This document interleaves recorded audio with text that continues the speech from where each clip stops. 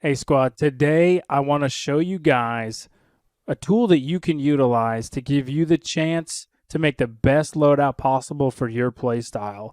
With Season 5, there's a lot of new things out there. There's a lot of new guns. They've nerfed a few guns. They've buffed a few guns. What I want to do is show you this tool that you can come in and utilize to kind of compare and contrast some guns and see what works best for you. So let's get right into it. At TrueGameData.com, what you're going to be able to do is sift through the data that this guy's put on here for every single gun. So what I recommend you do is go to the full comparison tool, and let's go ahead and pick the style you're looking for. So let's say we want to see the difference between some of the top assault rifles. Let's use the Kilo, the M4, and then the new AMAX right now that's got a really good time to kill. But what does that really look like? So let's start with clicking assault rifles. We'll bring the drop down right here. Let's start with the CR56 AMAX. Right here, it's going to bring up all the base weapon stats for you. For example, headshots are 56 damage, chest 52, stomach area is 35, and then the extremities are also 35. So as you can see right here, the spread of damage for this gun is pretty decent. Right here, you can see the damage drop off, and you can click here too, and you'll see that the values change the further out you get, just as the base stats, remember. So we'll hit next step, and what it's going to do is it's going to bring down the attachments for us. So the very first one we want to hit is the muzzle, all right? And when you hit the muzzle drop down, it's going to bring out all of the options for us. There's no reason not to go with the monolithic suppressor to give us that extra 10% in the range modifier and then the extra 15% in bullet velocity, especially with a gun like the AMAX where the bullet velocity is already pretty slow. So we'll go ahead and hit the monolithic suppressor and hit next step. All right, we'll choose the next attachment. Let's go with the barrel. And right here, you're going to see that the XRK Zodiac S440 is going to be the one we want to choose here for the extra range modifier. The recoil control, all right, the vertical recoil control is dropped, and then the bullet velocity as well. But as you can see, the hip fire area goes up a ton, but we don't really care about that because we're trying to build this as our main weapon to be our quote-unquote laser. So we'll click the XRK and hit next step. Then we're going to choose the optic. Now, as you can see, when you're in game and you're looking at the optic, the VLK 3 times, it says nothing about recoil control for horizontal or vertical. So right here is a hidden stat, right? That's why everybody is using the 3 times in Warzone. So let's go ahead and select that as well and hit next. Then we're going to change it up we'll hit the drop down. We're going to go to ammunition.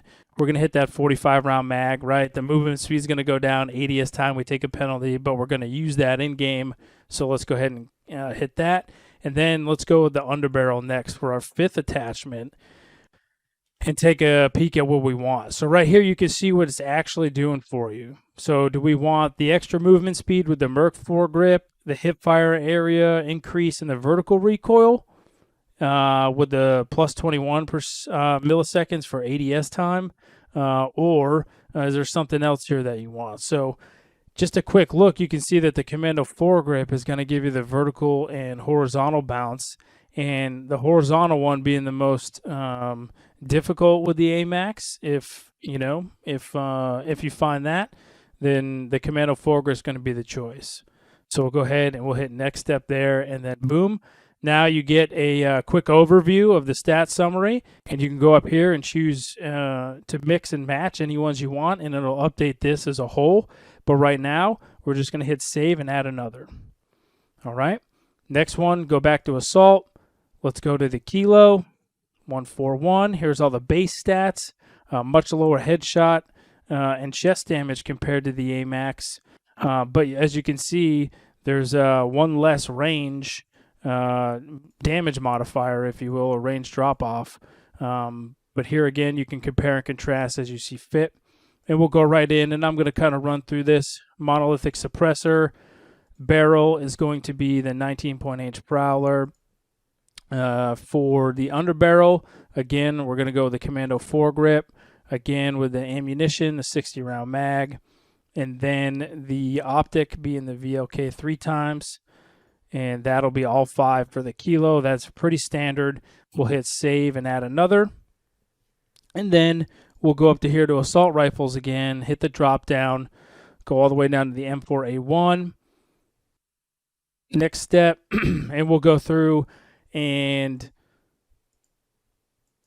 kit this up, muzzle, barrel. All right, now here's a good one, right? You can see, you know, you're always asking yourself, or you might be, do I use the M16 Grenadier or do I do the Corvus Custom? And here you can really see the differences in all those. So what's more important to you? Is the 10% range modifier more important? Is the vertical recoil more important? Or is the bullet velocity more important? A lot of people right now are going with the Corvus Custom because the 10% in the range modifier and the 1% in the bullet velocity and the slight vertical recoil is less desirable than the ADS speed, right? So that's completely personal preference. If you want to take the extra 0.21 milliseconds for the ADS, then go ahead with the Grenadier. It's going to give you a little bit of extra range, but I personally don't really need to be worried about engaging anybody up to that point. I'd rather get the few extra milliseconds and the faster movement speed with the Corvus Custom. But that's just me personally. Optic. Let's say we're going to use iron sights on this for now, right? So we can go back. As you were, let's click this. Next step, and instead of the optic, let's use an underbarrel as the Commando foregrip. We'll do the 60 round magazine. And then you could do a few things here. If we're not going to use an optic, you could use a stock. You could change up the stock or the rear grip. Right here you can see what the stipple grip does for you. I recommend adding the stipple grip if you want to use the extra long if you want to use the M16 Grenadier barrel to give you that extra range. But let's go in here and hit the stock, and we'll get the Forge Tac close quarter for more ADS, or you can get the Singard Arms Invader, something like that. Again, come in here and see what your preference is. But for right now, it's not really going to matter for the sake of this video. So I'll just grab the stipple grip tape, hit next, and then what you want to do is hit save and generate. Right here you can see the side-by-side comparison. So you can see the range modifier. Right now for everything, the ADS speed. Right now the Kilo and M4 are tied with the build we have. Sprint to fire time's the same. Tactical sprint to fire time's the same, etc., etc. Now, the big thing that we want to do here is come up here and use the view comparison chart.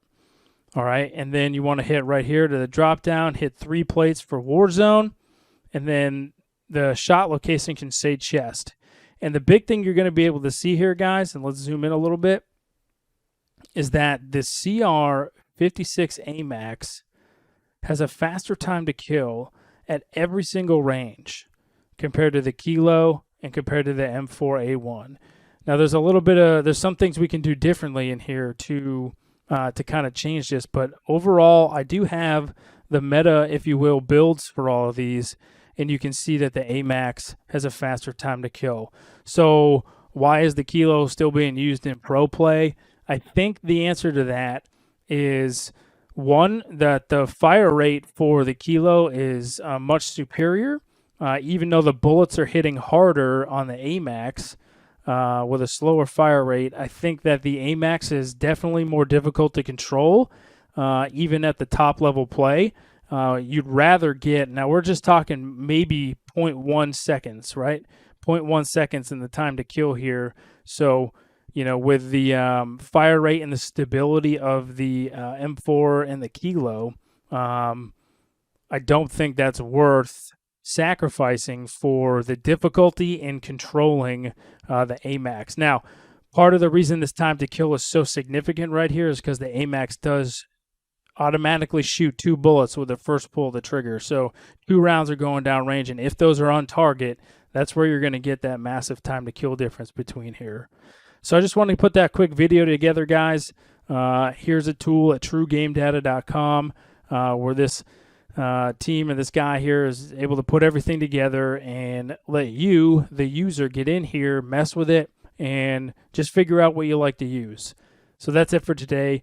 Please, if you don't mind, like the video if this was helpful content to you, and consider subscribing to the channel if you want to see some more content from me in the future. Thanks, guys. 6 out.